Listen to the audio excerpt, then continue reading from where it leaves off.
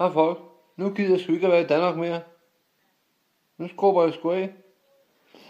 Jo, jeg fik snakket med Spis, som jeg er ude at rejse med et par gange om året. Og jeg har 2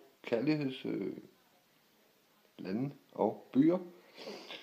Det ene, det er i Tyrkiet, i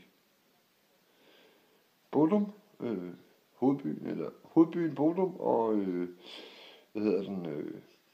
Jomfru Ane-gaden på 8 kilometer, der ligger i Gybet, til en små 4.000 kroner for en uge. Det er ikke så galt. Der er ikke mad med, men det må være nok med 11.000 at leve for det.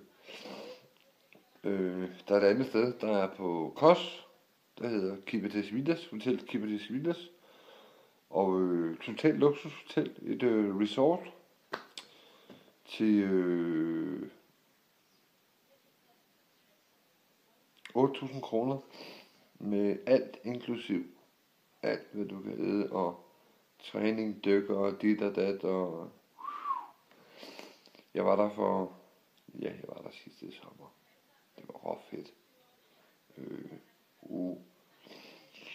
Men lige eller euro, det er sgu lige meget for mig. Men hvis jeg det trækker lidt. Men så er jeg så lidt mindre lompenge. Men når der er mad på hotellet, så burde 7.000 skulle være nok til en uge. Ellers så er jeg sgu for dum. Men jeg glæder mig til at komme væk fra det her land. Og med dampfolk.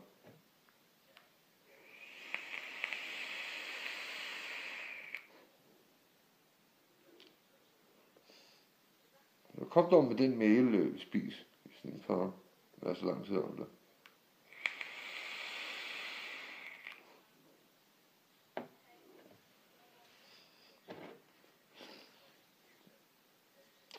Tyrkiet eller Kos? Der er sgu ikke begge steder. Og med dampen.